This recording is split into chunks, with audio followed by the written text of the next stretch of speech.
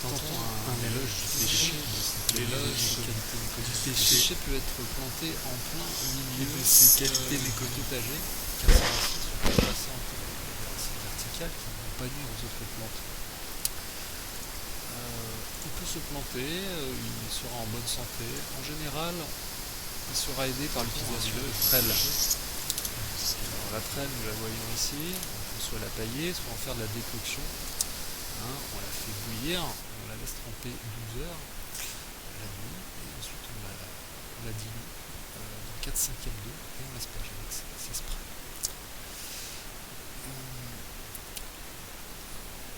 Du coup, le pêcher peut se planter effectivement dans des pots. Il se portera assez bien, y compris dans des bacs. Même quand on récupère un pêcher de vigne, biscorneux, il veut bien se trouver au potager, dans un bac au bout d'un certain temps, la cloque va disparaître. Donc là, on peut voir, c'est un Nectariné nain, associé à côté avec une passiflore. C'est une bonne interaction. De même que la capucine. Planter de la capucine au pied du pêcher ou de l'ail l'aidera à se fortifier et à éviter son microbe qui rentre dans les bourgeons. Là, on met également des œillets d'Inde. Certains accrochent des œufs. Apparemment, ça marche. Les jardiniers des associations ne connaissent pas la raison, n'ont jamais trouvé la raison scientifique, mais on peut accrocher des coquilles d'œufs avec cru, dans des petits sachets, etc. Et là, on peut voir qu'un pêcher s'est très bien porté, sans trop d'entretien, sans trop de suivi. Il était biscornus, c'était un pêcher de vigne. Et là, il a bien poussé dans un bac au premier plan. Et là, en ce moment, en juillet, écoutez, il est en pleine forme, il y a des belles jeunes branches, aucune cloque, aucune souffle peau. Alors, tout est prêt, les esprits créatifs vont être lancés. Là, on a un exemple de bateau de pêche, puisque l'ensemble forme un joli bateau avec quelques pêchers de bout en bout qui n'attendent plus qu'à croître. Ils ont été plantés un peu en hauteur. Là, on le voit un peu entouré de tuiles qui forment un triangle. Et là, on voit à droite ce joli petit pêcher qui est issu d'un noyau en fait. C'est assez simple, on laisse des noyaux dans des pots pendant l'hiver et hop, au printemps, ça repousse comme des petites tours Eiffel. C'est très mignon. Puis au bout d'un moment, ça donne des belles branches. Et là, en quelques mois, ça donne 40 cm.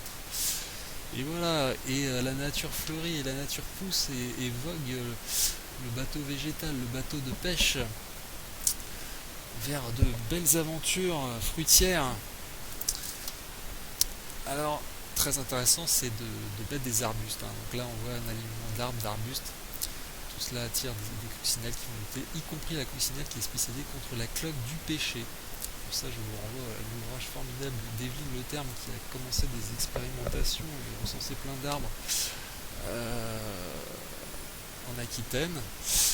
Et donc pas de maladie. Alors là, on a mis un peu de glu autour du tronc pour éviter quand même que les fourmis amènent des pucerons.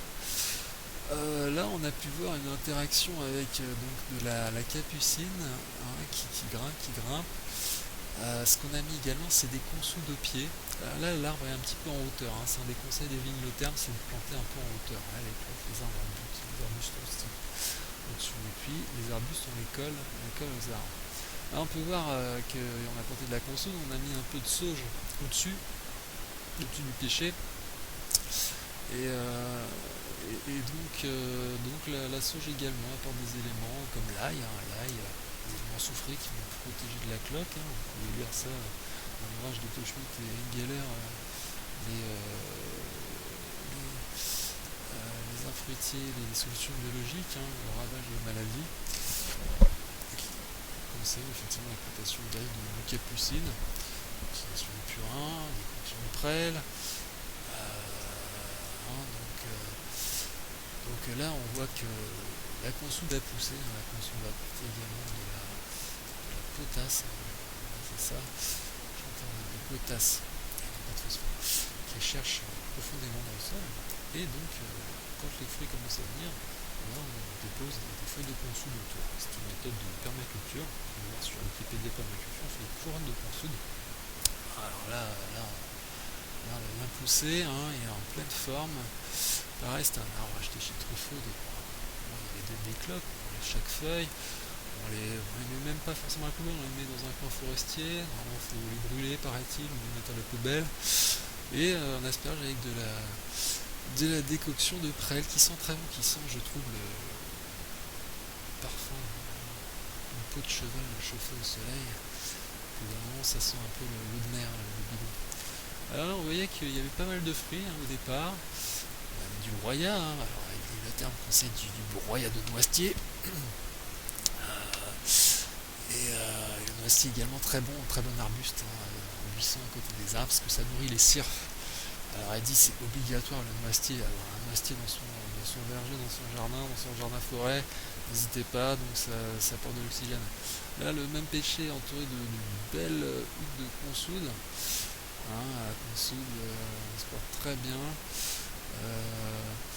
Alors lui, il avait très peu de feuilles, mais là d'un seul coup, en fin de mois de juin, de plus en plus de feuilles.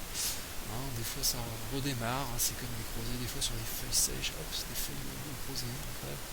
Là on le voit à côté d'un kaki et puis d'un carré potager, avec de la terre en hauteur, et comme ça il y aura une interaction entre les racines. Alors là on voit un pêcher extraordinaire, il donnait incroyablement des fruits en région parisienne. Là on le voit entre une terrasse et une pente, vous voyez.